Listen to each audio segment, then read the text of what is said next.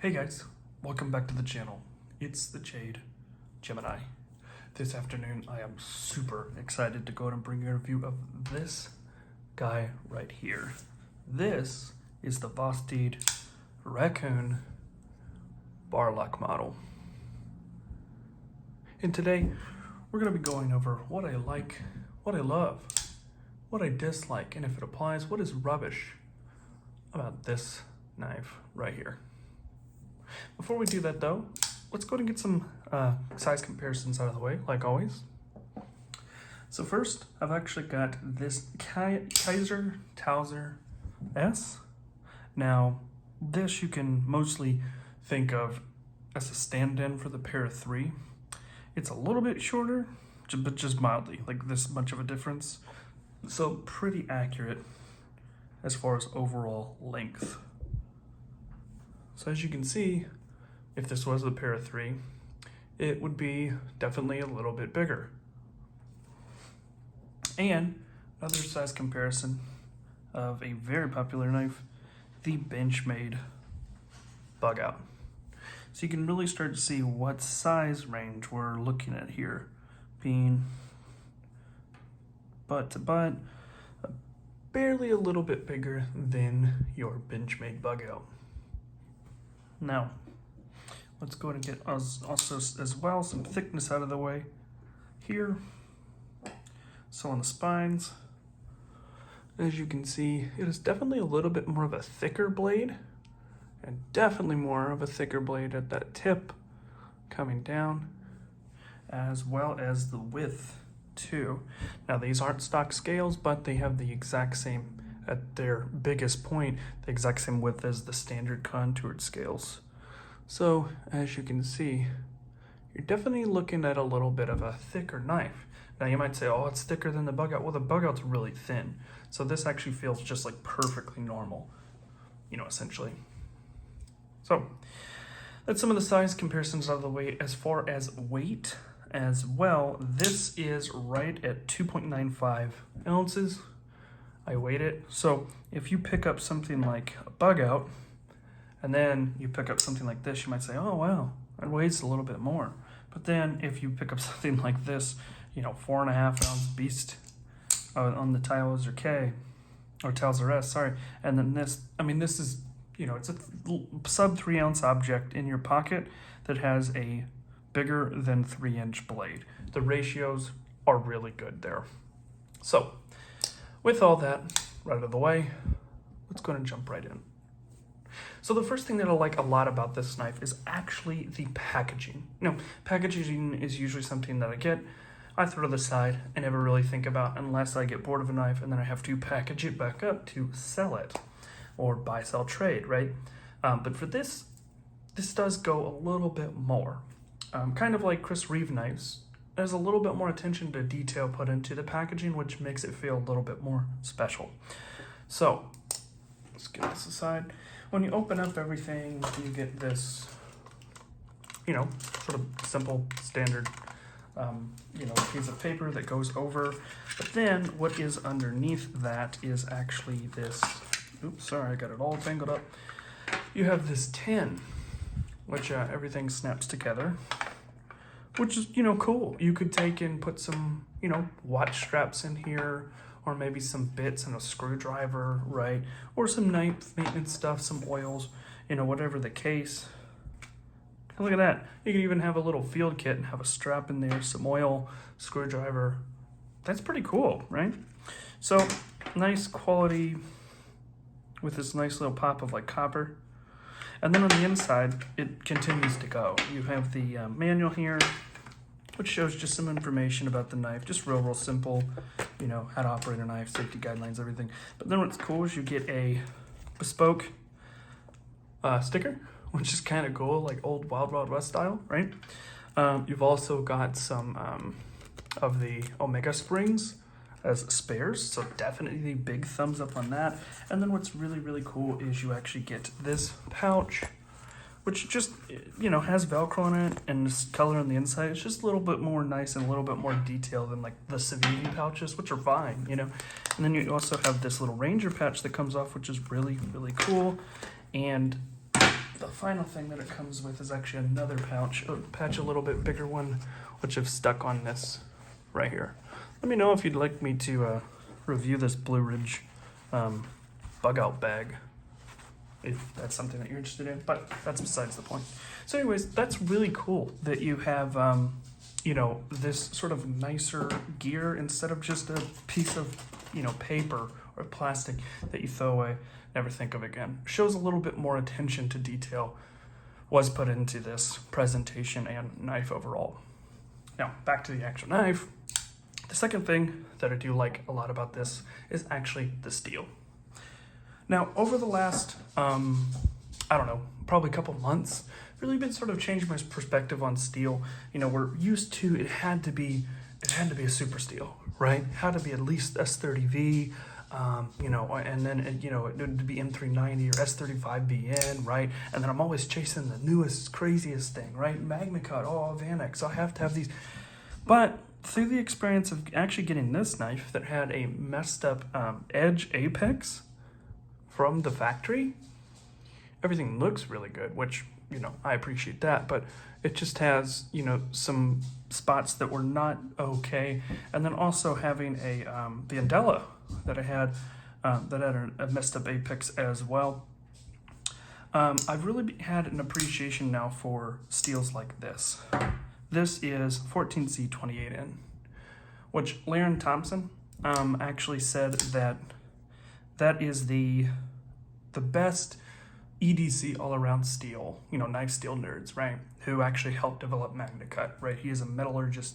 He says that that is the best all-around steel for EDC because you get good corrosion resistance at being a, you know, Scandinavian steel. It's made to be stainless because snow, you know.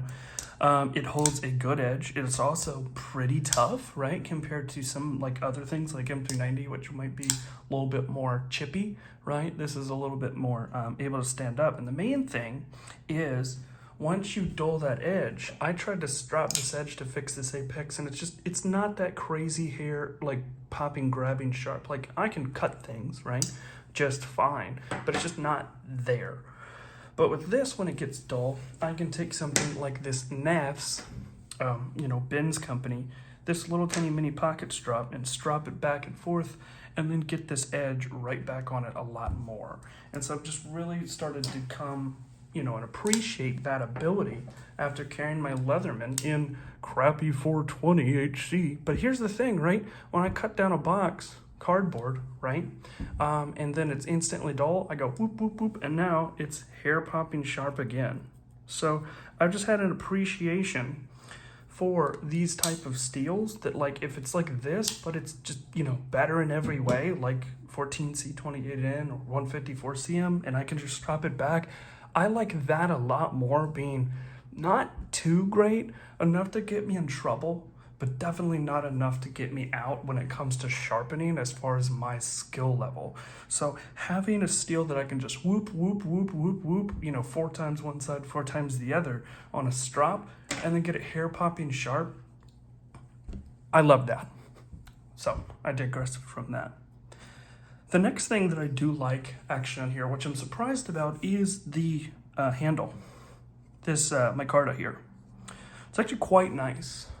You know, this sort of evergreen micarta that a lot of the Chinese brands like Civivi use, Concept. I don't think Kizer uses it. Kizer's, you know, stuff is actually really, really nice. I wouldn't be surprised if it was American, but you get the idea. A lot of, you know, Concept stuff, Civivi stuff, Wii stuff, like the Wii Banter, for example, right? All use this evergreen micarta, and it just felt like it was like too much resin and not enough actual texture, which again, I have no problem whatsoever about where something's made. That's just geographically, that's how that micarta that I keep seeing is being used. That's the only reason why I say Chinese, you know, micarta. But anyways, I digress. So with this, when I first got it, I was like, well, you know, they have some other colorways that I like. Maybe I'll get like the satin and the orange, and then I'll make like a Halloween, you know, I'll sort of swap Frankenstein, which I might still do. But this has actually been really, really nice. You know, once I got it out of the package and, you know, I got it in the air conditioning, it sort of dried out. You know, it's been really tactile. It hasn't flattened out. That grippiness has been there. And just the way everything is, you know, finished here is really, really nice. Sort of grown on me too. It's almost like that attractive color that Knife Joker's Shaman, you know, that Cruair and green Shaman. It's sort of that same color. So it's went from something that's like, ugh, I wish that was like green canvas micarta, not evergreen, to something that I've actually, you know, liked. Also like the fact that there has been a little tiny bit of constant quality improvement here, like Spyderco does, right? I haven't had the original Raccoon, but you know, the problem with the original Raccoon is that just by doing that, you would have disengaged the button lock. Not cool. Well, that's been fixed, right? And then the second thing is they've actually moved down from here to right here towards the end, this pocket clip, which, just speaking about that, let's talk about that. This pocket clip is excellent. I would probably even say that I love it, right? You can't really go wrong here. It's got all the fixins, right? It's got a mild scoop up that doesn't flatten out, right? You can't even feel it in your hand. It's not a hot spot. It's low profile, a lot more low profile than some of the other pocket clips like this. Look at how much that rises up. And this isn't a bad pocket clip either, but you can just see the profile difference there. Really, really nice. But it never has any problem whatsoever going in any type of pants. So it's that perfect balance, this gradual swoop up here. It's deep carry, but also you can see the screws are actually conical, so they auto-align this clip when you screw them down, and they stay cinched down, as well as they are completely flat, and the pocket clip is nested down into this scale. Ladies and gentlemen, this is a perfect pocket clip. I'll move on. So those are all the things that I do like. I, you know, like the blade steel a lot. Pocket clip's great. Little tiny constant improvements. Also, like the hardware here, you know, little tiny touch there. Really high quality stuff. You know, I took this apart. It's nice, deep, not soft. You know, I've taken these, you know, in and out as well, just to kind of pull the knife apart and kind of look at things. And just this cool little design. I like that because one, it's cool, and two, if this starts to back out, you can tell that it's backing out because it's got these sort of design in there. So definitely something as well to like whenever there's a little bit more attention to detail. And I think that's the first thing that I love here about this knife is just that. This video is going to have something like, this will change value knives forever. And that is not in any fashion whatsoever clickbait. That is 100% true. This thing is going to break my expectations of premium and value knives forever. This thing is more than the sum of its parts. First is build, right? Like I said, pocket clip. You've got perfect centering. You've got these knocked down edges. Sorry, I'm back. Solicitors. Gotta love that they exist, right? But anyways, like I was saying, this knife is more than the sum of its parts, which is the first thing to love here. Just every little part is done so perfect that it just is going to kind of break the expectations of what, you know, is needed when you make a knife. And that kind of touches on a video that Nick just made where he said that excellence is the lowest bar. This is the perfect example of that. If you have a knife that has lock rock or detent lash from the factory, right, like this did, and I had to put a piece of tape to fix it, there's going to be a competitor somewhere that makes it better for the same price. That is exactly what's going on here. This is actually less money than the Kizer, and this knife, honestly, if it was charged at $130, $150, it would be worth it. There is that much value packed into this knife. So, like I was saying, the parts are all good. The pocket clip's perfect, right? The first thing to absolutely love is this cutting edge, right? Everything is perfect here, right? So, first thing, you've got this attractive drop point design, full flat grind. You've got a thumb stud out of the blade path that the Ricasso cuts upwards like this instead of directly into that. You have thin geometry around the whole entire edge, which just beautifully slices. You have a pointy edge but it is nice and reinforced with that swedge that cuts down. So the best of both worlds. This is a working tool. This isn't some fragile little, thing, right? The next thing is this blade shape is perfect. There's no smile here, no recurve. It's really, really well done there. But the great thing is that because this is sort of that midline drop point, instead of like a Chavez that's up here, that has this weird belly, there's multiple things. This is practically my favorite blade shape. The first one is that if you're cutting, right, you don't have to go all the way up like this to go in and cut into something. You don't lose your cutting power like Neves knife says, right? You barely cant that knife back, put the tip down, and that's what's dragging into what you're cutting into. Absolutely fantastic. The other thing here is just, we'll get a little bit more into the ergonomics next, but because this cutting edge is below where your hand sits, kind of like a chef's knife, right?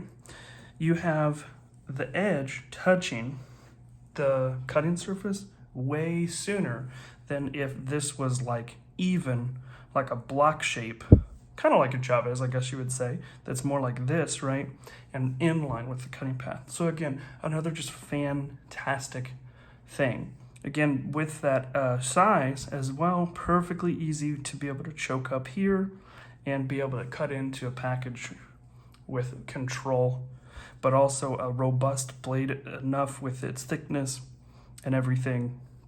The other thing is this is an amazing shape to sharpen, right? When you just carry through it, it just has a little sort of constant sweep here and a minor flat, really easy to cut on a stone, sharpen on a stone, or on a clamp system as well. It's gonna follow the edge. It's not gonna be weird or have any sort of trouble like something like a, Chavez design or something like a, this isn't a Tanto, but you get the idea here. It's easy to sharpen, right? So just another great point.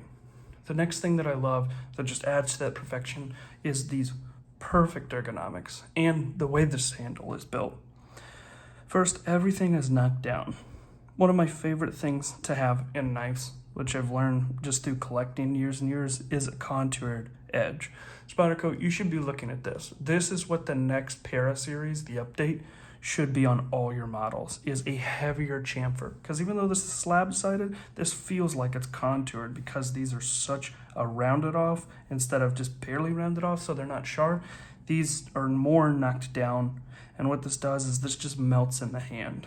It's a perfect width as well, where it feels confident, it feels beefy. There's no flex here whatsoever, but at the same time, it just locks into the hand.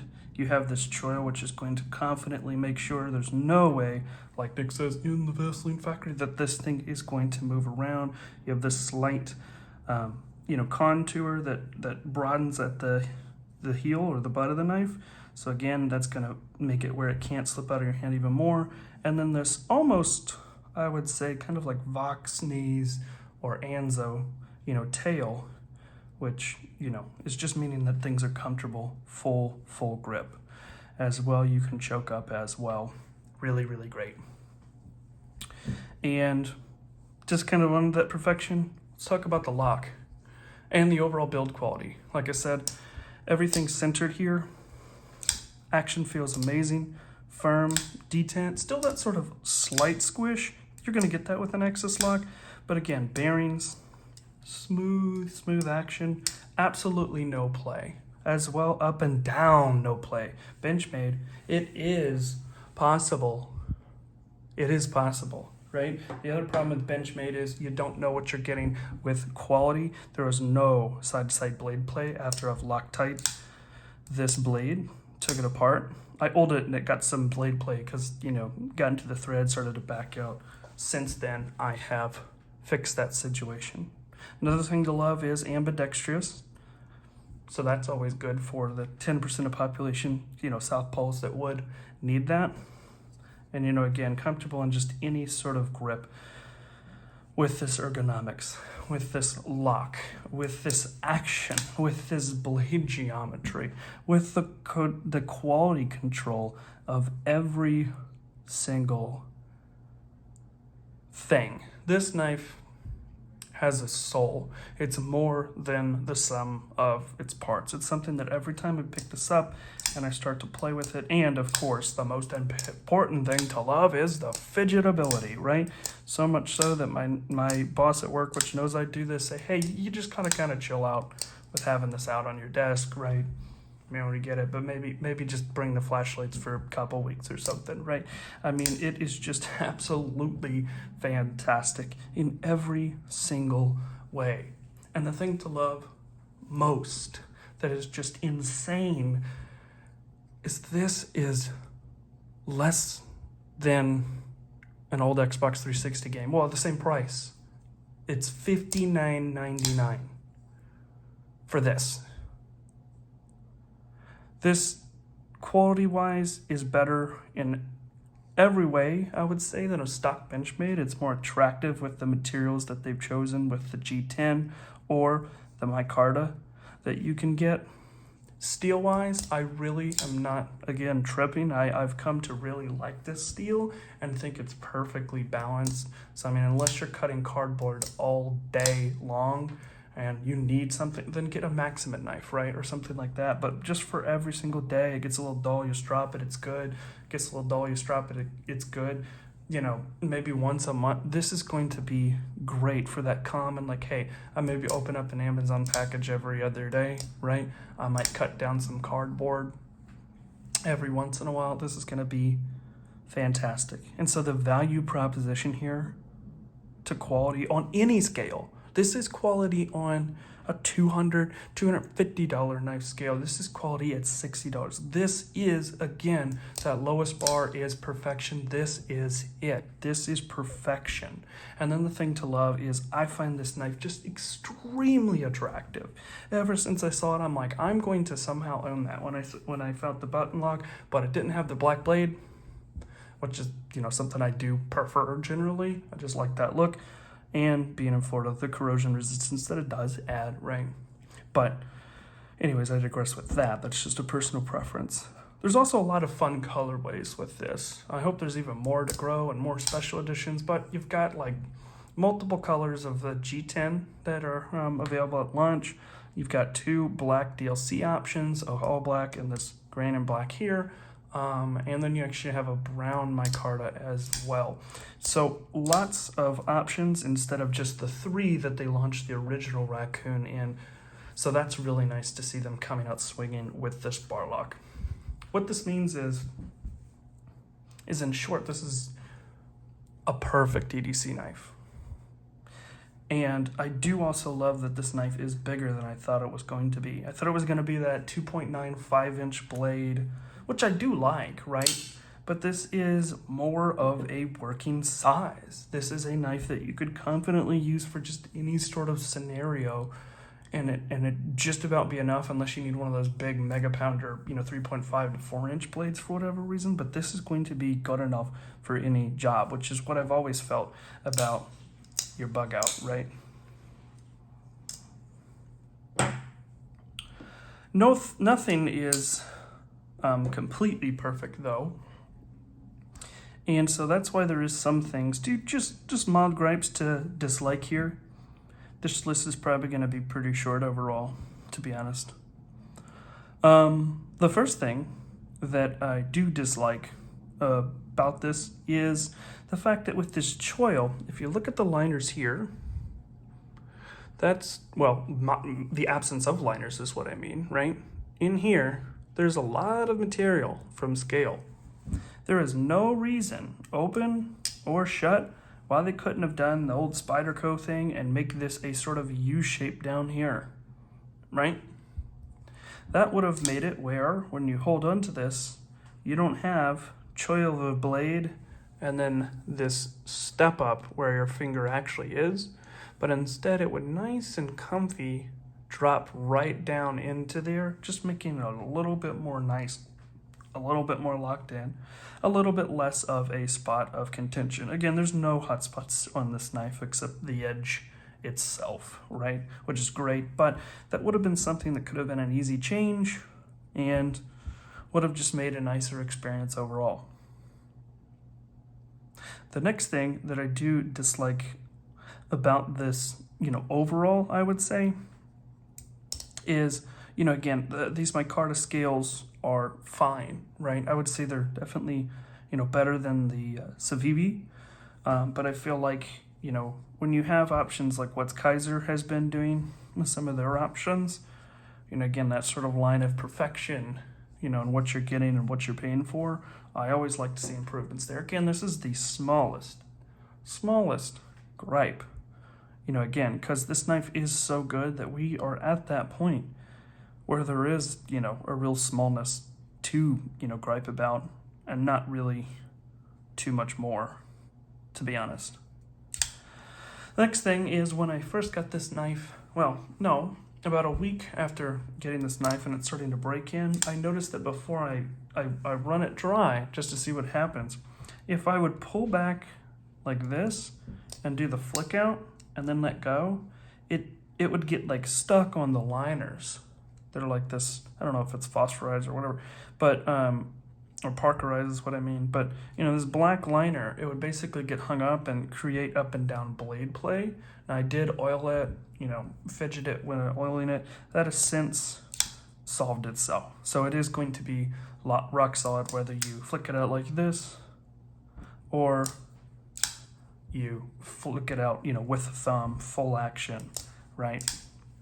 That's absolutely, fantastic, but something just to keep in mind. The other thing is when I first got this and I was using it, I did feel that this was a little bit more firm. Now that's probably good because this is, and maybe something to note if you, have a hard time with this, these are way softer than the actual access lock than these. These are way firmer with these Omega springs, which means there is a more solidity, again, with the lockup as well as with the way that the detent, feels.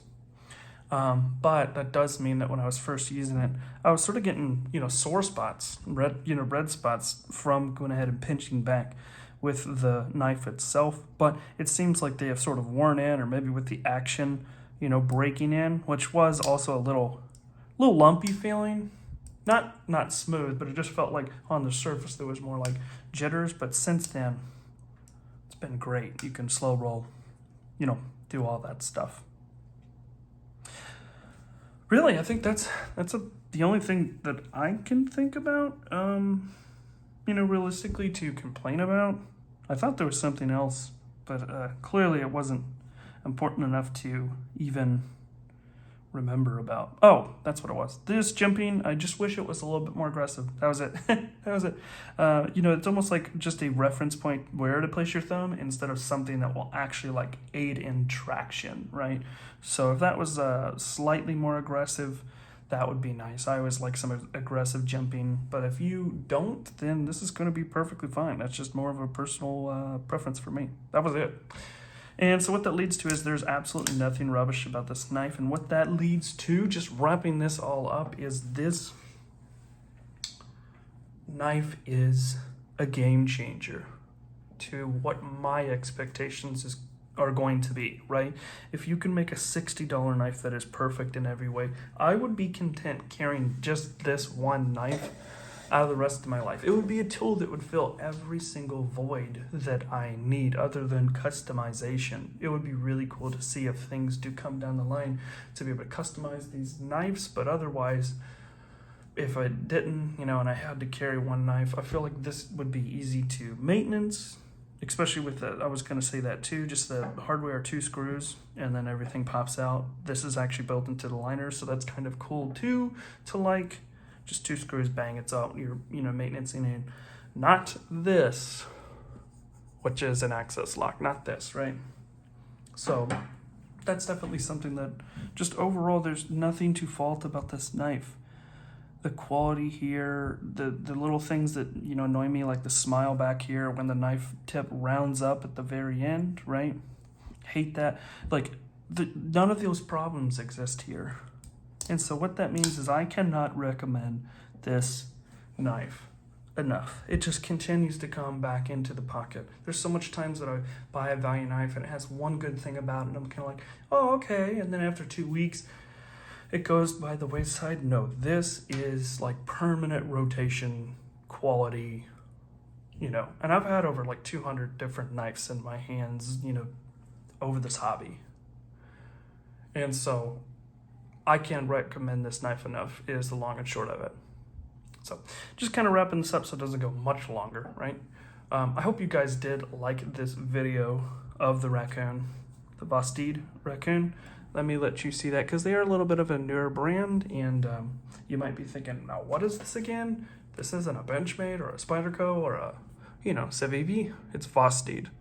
So a little bit of a newer brand, but they are killing just about everything they put out. Perfect example right here with the raccoon. So if you did like this video, please go ahead and give a like, as well as subscribe, as it helps the channel. And it's insane to think we are almost at 1,900 subscribers, which is really close to 2K.